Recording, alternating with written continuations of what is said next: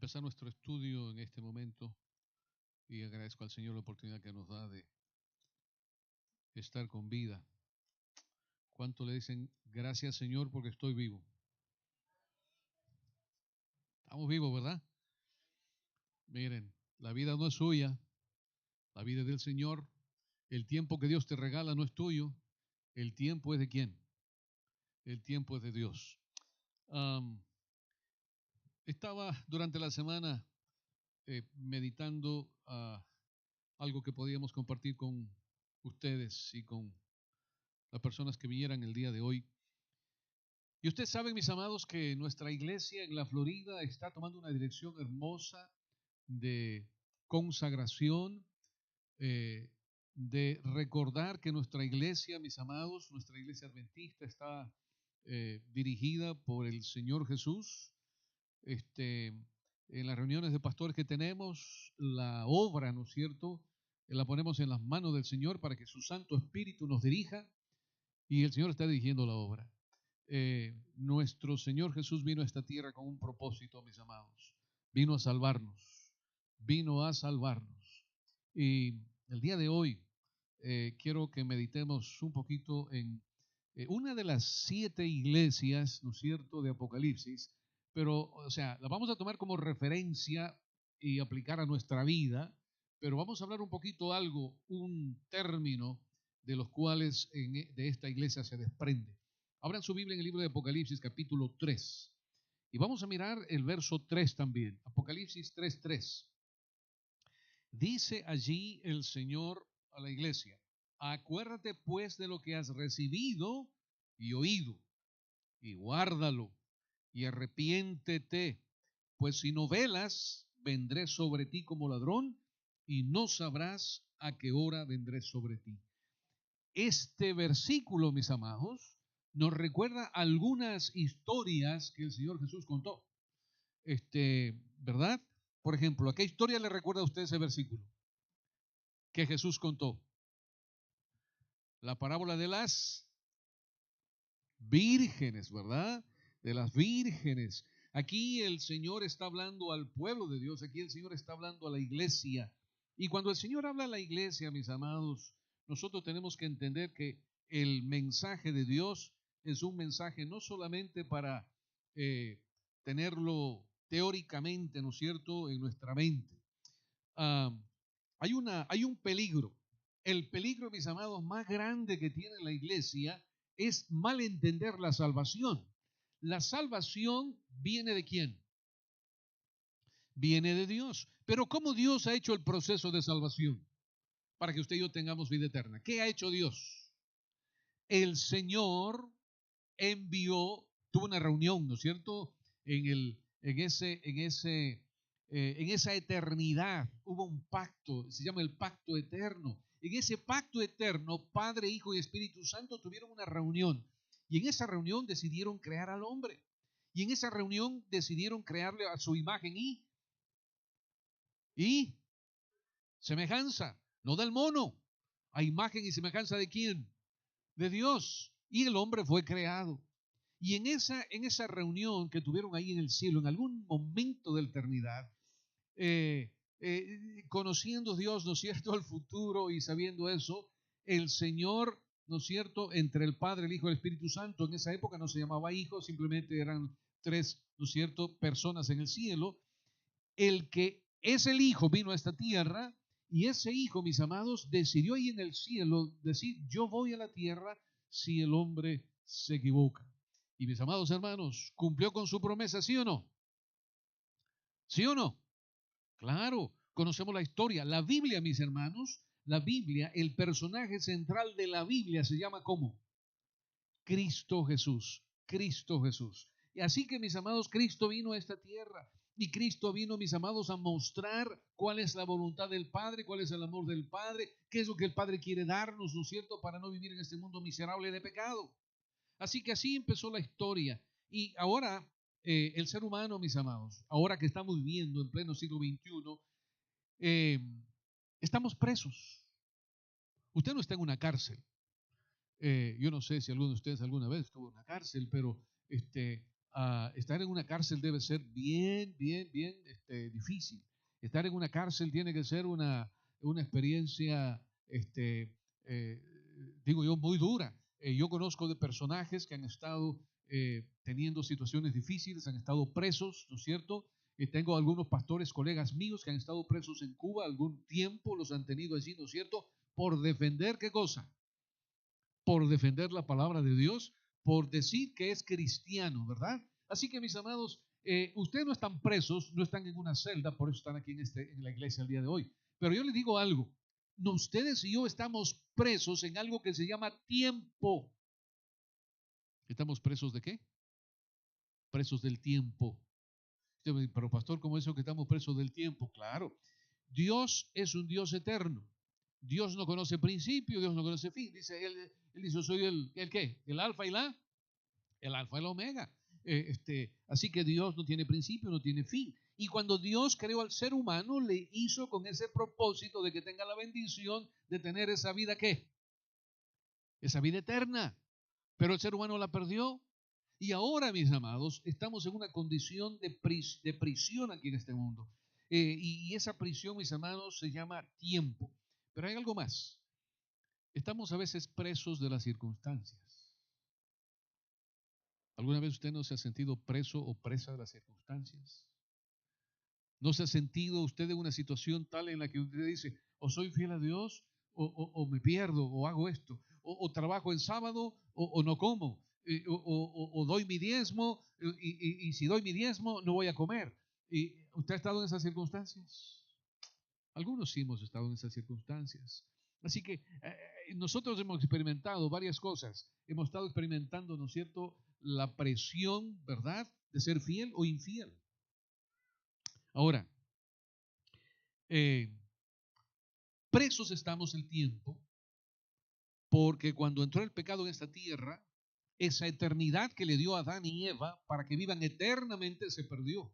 Y entonces en ese momento entró el tiempo, existir para usted y para mí, el tiempo que tiene una medida, ¿verdad?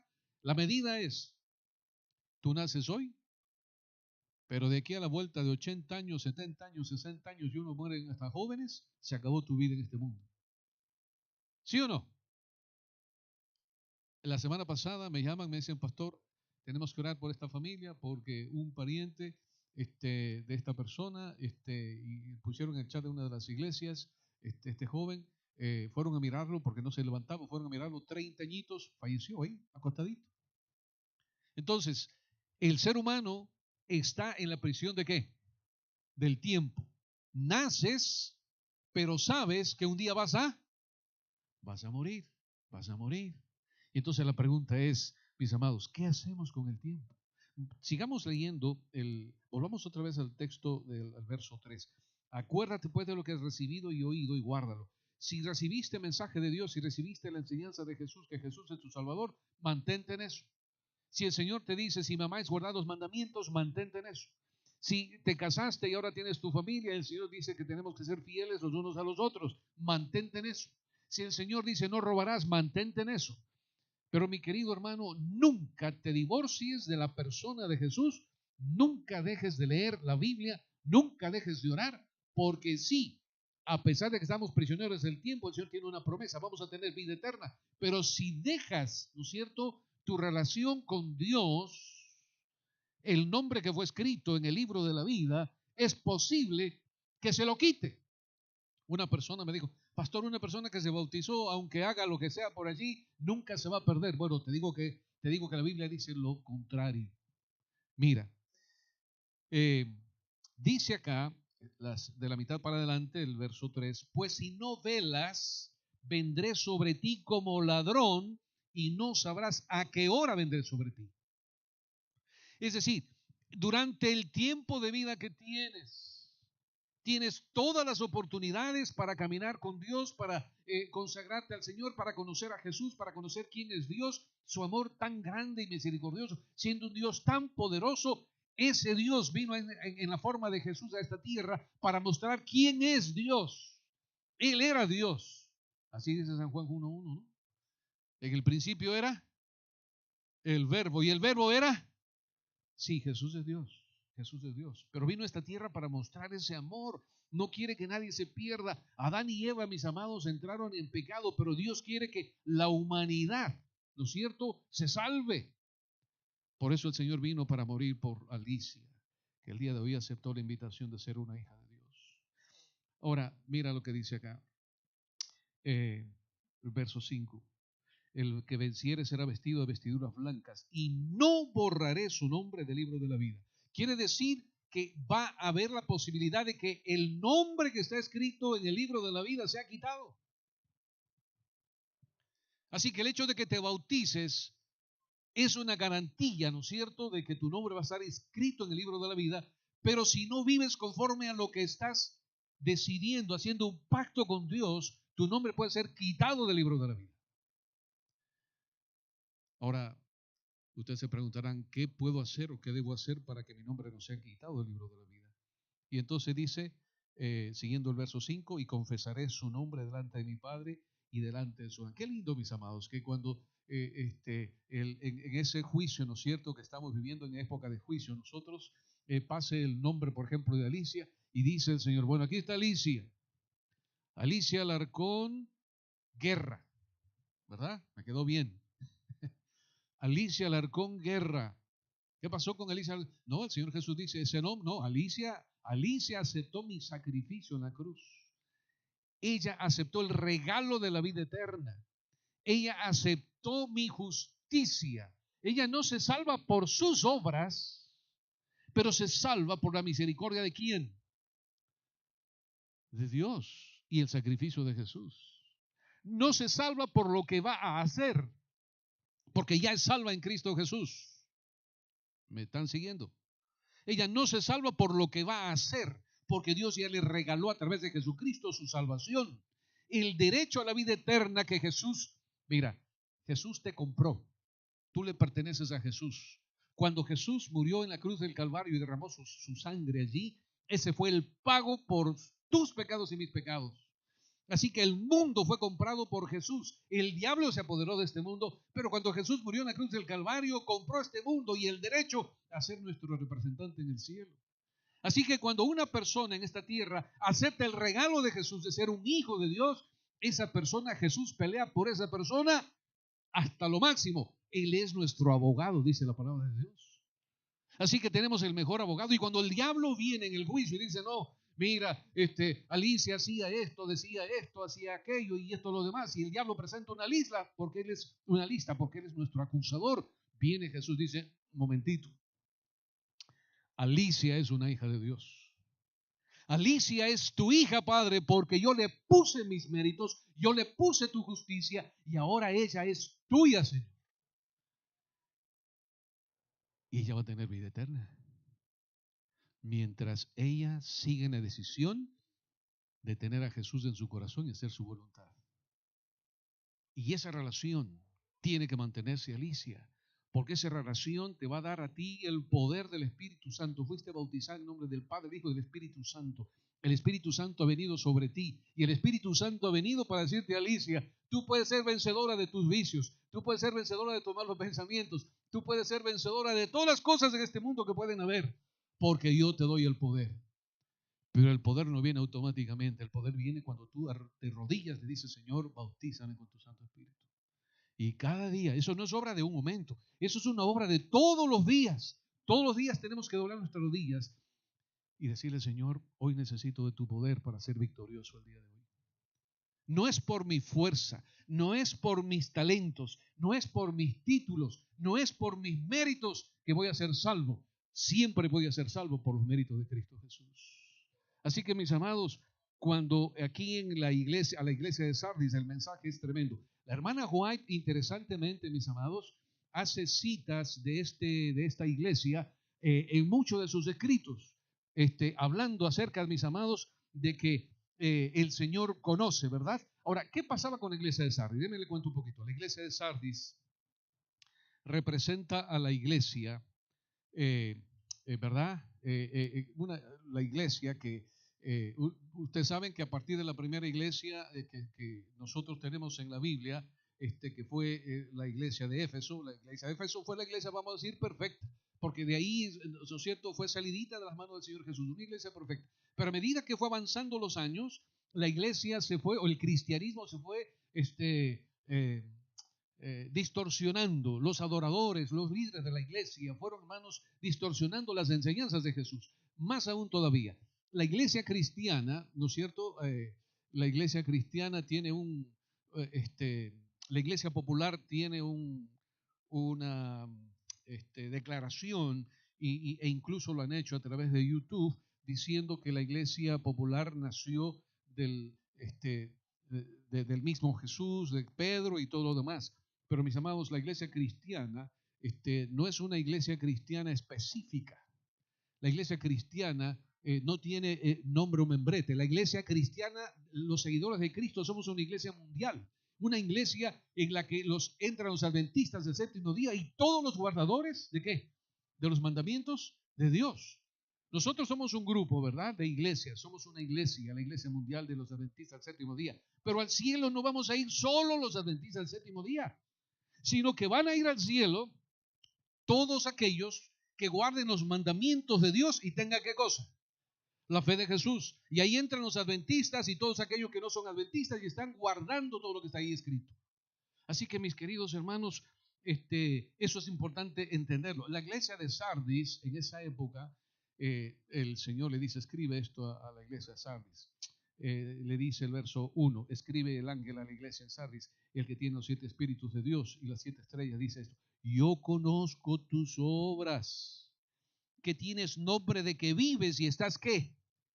Muerto. Se parece tanto a la iglesia de la Odisea. Se parece tanto a la iglesia de la Odisea. ¿Y quién es la iglesia de la Odisea? La iglesia de la Odisea es la 7ª iglesia de Apocalipsis, que describe el estado espiritual de la iglesia. ¿Cuándo? ¿De qué iglesia? ¿De qué iglesia? De la nuestra, del cristianismo moderno, del cristianismo que está en África, en Asia y todos los lugares, y aquí en nuestra iglesia también. Mis amados, nosotros como iglesia adventista tenemos que entender de que muchos son los llamados, pocos los escogidos. ¿Por qué? Porque la iglesia, mis amados, no nos salva. Alicia, la iglesia adventista no te salva. Lo que enseña la iglesia adventista no te salva. Tu Salvador es Jesús. Tu Salvador es Jesús. Y al estudiar a Jesús y lo que Él creía y lo que Él enseñó, entonces tú vas a practicar lo que Dios puso en el corazón de Adán, porque la ley fue escrita en el corazón de Adán y Eva al principio. Y entonces ahora que tú has entregado tu corazón al Señor Jesucristo, la ley de Dios, al conocer a Jesús, se va a grabar en tu corazón y en tu mente, y tú vas a desear, ¿no es cierto? Tú vas a desear hacer la voluntad de Dios, porque tu Salvador se llama Cristo Jesús. La iglesia, tú estudiaste, mija, tú estudiaste que estas son doctrinas, ¿no? Las doctrinas no nos salvan, las doctrinas nos guían, nos enseñan, pero las doctrinas no nos salvan. Tú estudiaste, mija, por ejemplo, que hay que devolver los diezmos y las ofrendas. Tiene que ser fiel al Señor. El Señor dice, los diezmos son míos, pero cuando tú devuelvas tus diezmos, los diezmos no nos van a salvar, porque simplemente es parte de del testimonio que yo doy de que amo tanto al Señor que le devuelvo lo que no es mío. El Señor me dio la salud, el Señor me dio el trabajo, el Señor me dio todas las cosas que tengo. De lo que el Señor me ha dado, le devuelvo ¿cuánto? El 10%. Ahora, yo no lo digo, la Biblia lo dice. Y si amo al Señor y quiero ser salvo, ¿no es cierto? Y quiero ser salvo, y digo quiero ser salvo en el sentido no de que me salvo por dar los diezmos, simplemente por agradar al Señor, porque lo amo, ¿no es cierto? Tú devuelves los diezmos y las ofrendas. Yo le pregunto a usted algo. Cuando usted se casó, aquí tenemos algunas parejas. Algunas parejas tenemos aquí, ¿verdad? Algunas parejas. Aquí a mi derecha tengo a Gladys, a Jorge. ¿Hace cuánto tiempo se conocieron?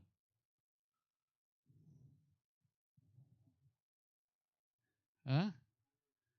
Más de 17 años. Wow. ¿Ha cambiado Gladys un poquito? Sí, ha cambiado. Mucho ha cambiado. Para bien, ¿verdad? Mira, imagínate que se enamora esta parejita cuando recién se conocieron. Yo me imagino a Jorge, ¿no es cierto?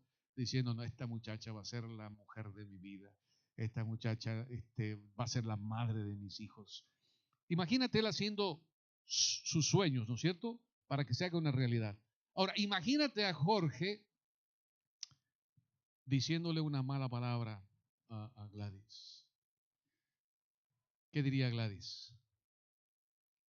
Así antes de casarse, ¿no? O sea, así antes de casarse. Imagínate a Gladys escuchando que Jorge, por ejemplo, mira, que Jorge le diga, mira, Gladys, yo, sabes que yo de profesor soy un ladrón. ¿Aceptarías casarte conmigo? ¿Qué hubiera dicho Gladys? ¿Sí o no? ¿Te casas? No, ¿verdad? Claro que no. Tú quieres lo mejor para ti, para tus hijos, los que van a venir. Ahora, imagínate a Jorge que se aparece por ahí con un regalito. ¿Qué vas a pensar? Yo le gusto. Y va pasando el tiempo y de pronto Gladys se da cuenta de que él le trae muchos regalitos. Yo no sé cuántos regalitos tú, Jorge, le diste, pero le conquistaste su corazón. Yo no sé qué hizo Jorge, pero Jorge hizo muchas cosas para demostrar que le amaba a esta muchacha. ¿Y saben qué? Cuando usted se casa con Jesús y llegó el día del matrimonio, ¿cómo fue el día del matrimonio? Feliz, mira, esa muchacha lo dijo así, pero sin pensar, feliz, ¿verdad? Feliz, qué lindo y hermoso, mis amados, cuando se une la pareja, ¿verdad? Yo me acuerdo como el día de hoy, el día que me casé con mi reina, ¿no? Ese día vino con un vestido blanco, una cola larga, el velo y todo lo demás. Y, wow, ahí viene mi virgen, ¿no? Porque era como una virgen que llegaba ahí al altar. Y uno está emocionado, porque es lindo. Hermanos, el novio espera a la novia. Y es Jesús quien espera a la iglesia. Es Jesús quien te espera a ti. Quiere casarse contigo. No quiere romper ese yugo. Porque tú le vas a llevar al altar. Tú le vas a dar. ¿No es cierto? Es Jesús quien te va a dar la salvación. Tú eres la novia y Jesús es el novio. Ellos se casaron. Y ahora como casados, ¿no es cierto? Jorge hace todo lo posible para seguir agradando a su esposa. Pero ¿qué pasa en el matrimonio, hermanos? ¿Qué pasa en el matrimonio? En el matrimonio no todos los días son color de rosa. Si yo pregunto aquí a los matrimonios que tienen varios años de casados, puedo preguntarles, ¿alguna vez ustedes han discutido? Una ocasión escuché estuvimos con mi esposa dando una semana para hogar y familia, un seminario, eh, creo que fue, no me acuerdo del estado, a veces me confundo, Idaho, Ohio creo que fue, estuvimos ahí. Y yo le hice una pregunta a las parejas que estaban ahí, ¿no? A ver, amigos, ¿cuántos de ustedes nunca han tenido una pelea? Nunca han tenido una pelea. Y se quedaron mirando la cara a todos. Y de pronto un viejito levantó la mano, así, rapidito. Dije, wow. Mi hermano, óigame, usted es la excepción. ¿Qué hizo para que usted nunca tenga una pelea con su esposa? Y el muy bandido contestó, es que ella siempre hacía lo que yo le decía. Bueno, así cualquiera, ¿no? Imagínense ustedes. Siempre hacía lo que yo le decía. Y luego me contaron la historia, ya después del sermón de aquel día, y nos contaron la historia, lo bandido, lo terrible que había sido el viejito. Pero al final, en esa sesión de parejas, el viejito le pidió perdón a su esposa y llorando ahí delante de toda la congregación, diciendo todo lo que te he hecho. Por primera vez en la vida pidió perdón a su esposa. Por primera vez. Mis amados, cuando tú estás con Jesús y tienes una relación con Jesús, a veces la naturaleza humana te hace hacer cosas malas. ¿Sí o no? ¿Sí o no? Les veo como que hacen cosas malas ustedes o no. Sí, a veces, ¿no es cierto? A veces pensamos mal, insultamos, criticamos, aunque no robemos, aunque no matemos, Pero el orgullo, por ejemplo, el orgullo en su corazón es un ¿qué cosa? Es un pecado. Y mis amados, en la vida cristiana lo que el Señor quiere es que tú te arrepientas de las cosas que tú sabes que están mal. En este momento, hermanos, en este momento hay una pareja en cierto lugar del mundo que por orgullo se están separando. Y nosotros trabajamos con muchas parejas con mi esposa. Así que eso no aplica aquí a nuestra iglesia el día de hoy, es en otra iglesia. En este momento, mis amados, un hermano mío. Estuvimos en Ecuador, quisimos ayudarlos, quisimos ayudar a la pareja, pero la esposa muy, pobrecita, eh, queríamos con mi esposa ayudarlos, pero no hubo como la manera de ayudarlos. ¿Saben por qué? Por el orgullo. Y por el orgullo, si tú vienes a la Biblia y buscas el Señor, dice que el Señor definitivamente odia el orgullo, hermanos. El orgullo fue lo primero que entró en el corazón de ¿quién? De Satanás. Y ese orgullo lo ha trasladado a esta tierra. Y mis amados, por orgullo se destruyen las parejas. Y lo que el Señor quiere es que a pesar de que somos pecadores, el Señor sabe que caemos, pero el Señor te dice, tú eres mío, tú eres mía, tú eres mi hijo, no te vas a quedar ahí. Y cuando tú levantas los ojos, ya el Señor te está levantando. ¿Te acuerdas de la parábola del hijo pródigo? Hermanos, el hijo pródigo se fue. Era un hijo que vivía con todo lo necesario, no le faltaba nada. El hijo le dijo, papá, dame la herencia. Quería que se muera el padre.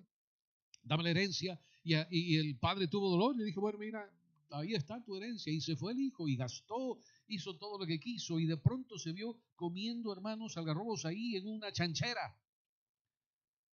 Sucio, cochino, maloliente. Y de pronto se acordó que en la casa de su padre, sus empleados, sus siervos, ¿qué hacían? Tenían todo, comían bien.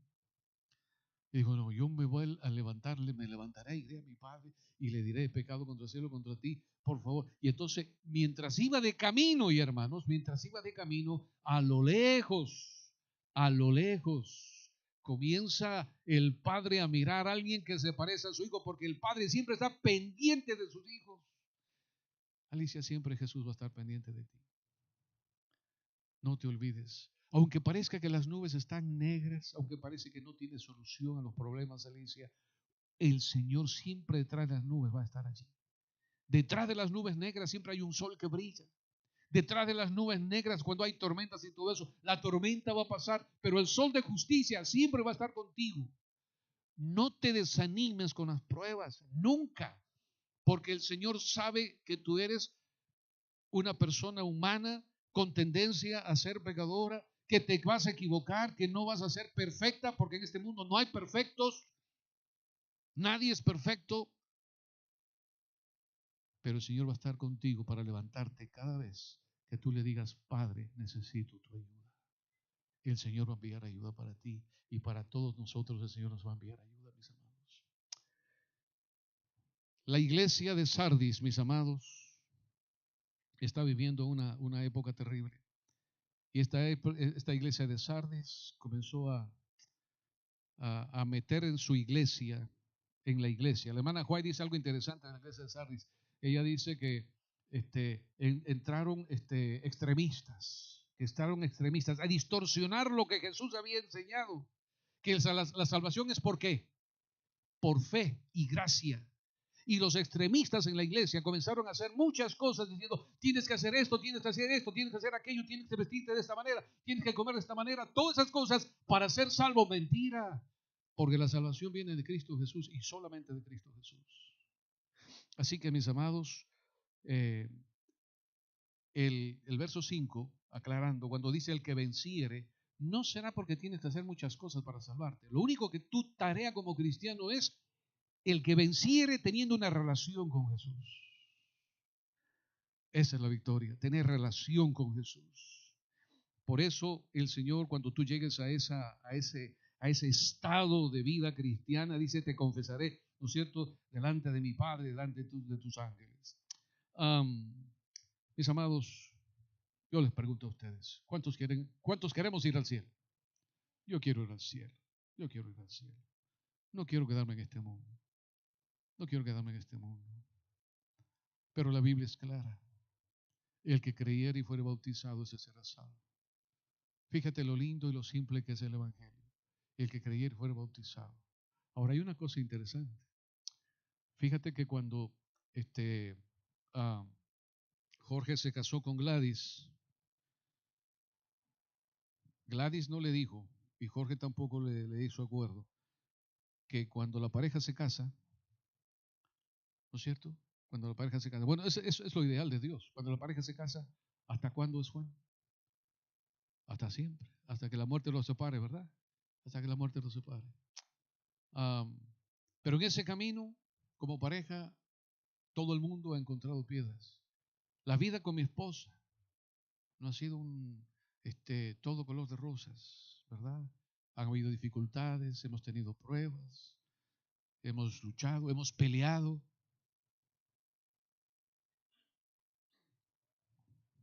Sí, hemos peleado. Los pastores no son de otro planeta, son de este planeta.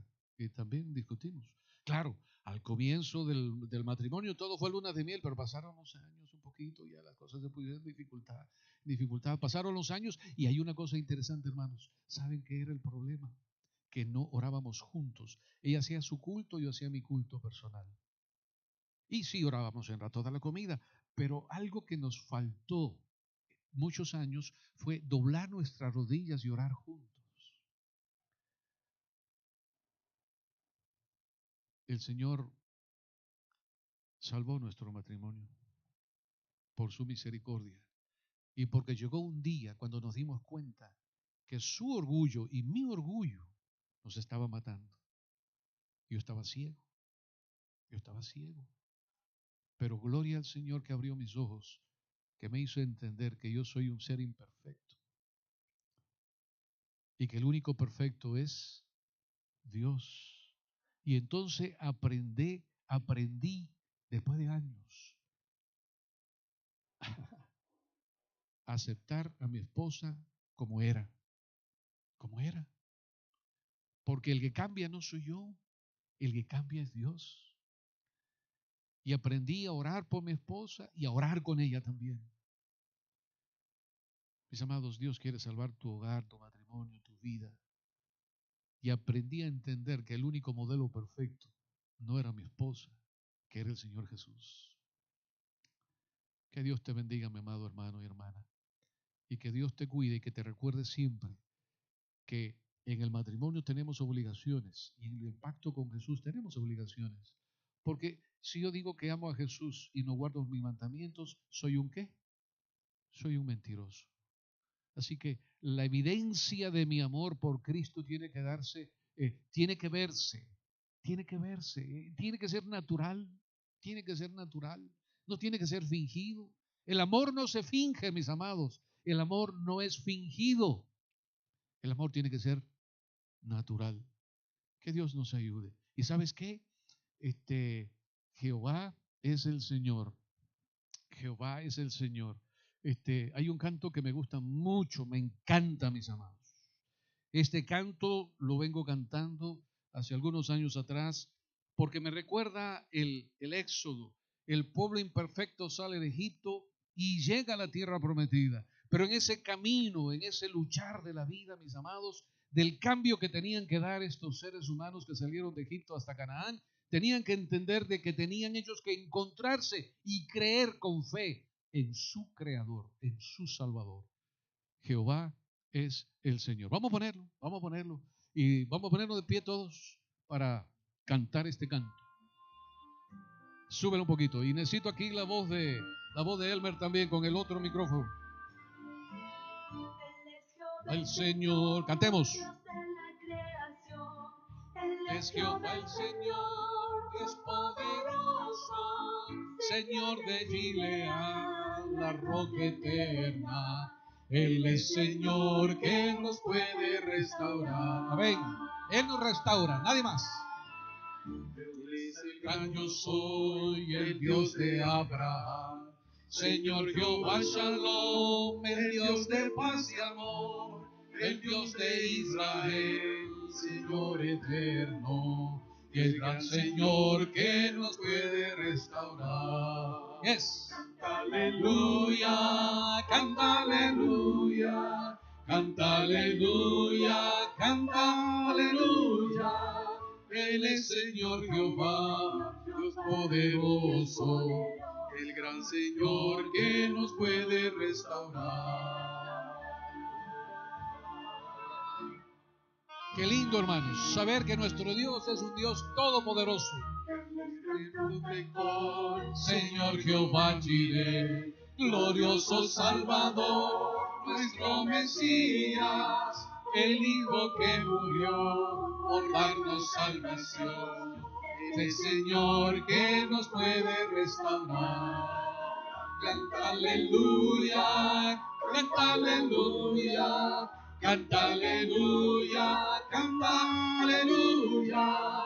Él es Señor Jehová, Dios poderoso, y es gran Señor que nos puede restaurar. Canta aleluya, canta aleluya, canta aleluya, canta aleluya. Él es Señor Jehová, Dios poderoso, y el gran Señor que nos puede restaurar. Y es gran Señor que nos puede restaurar. Restaurar, sí, Él nos puede restaurar.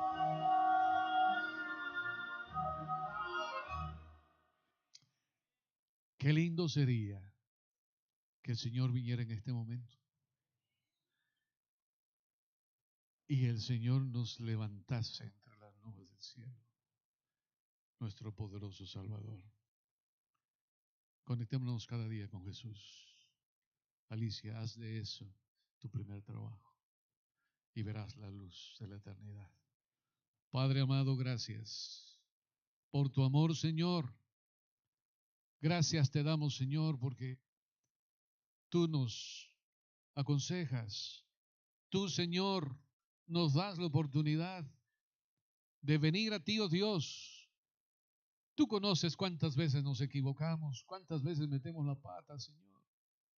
Pero lo importante, cariñoso Dios, es que seguimos en el camino, tropezándonos, cayéndonos, Señor. Tú nos levantas y ahí avanzamos, oh Dios, hasta aquel día maravilloso cuando tú vengas y seamos, oh Dios, glorificados. Y en un abrir y cerrar de ojos, oh Dios, tendremos ese cambio cuando seremos igual, Señor, de santos como Adán fue santo en el principio. Padre querido, gracias por Alicia el día de hoy que entregó su vida a ti. Bendícela a ella, bendice a Mandy, su esposo, y bendice a toda persona que el día de hoy vino a alabar tu santo nombre. Señor, gracias también por los alimentos que serán servidos el día de hoy. Gracias, Señor, por estar aquí con nosotros. Alabado seas, y que el resto del día, Señor, sea un día de victoria, y que tú estés, oh Dios, en el corazón y en la mente de cada persona que está aquí. Oramos, Padre, en el nombre de Jesús. Amén, amén, amén. Vamos a sentarnos, por favor, y vamos a pedir que Alicia, con su madrina, con sus dos madrinas, Ingrid y la mami de Ingrid, que puedan salir ahí a la puerta escoltándola. Vamos a pedir que Alicia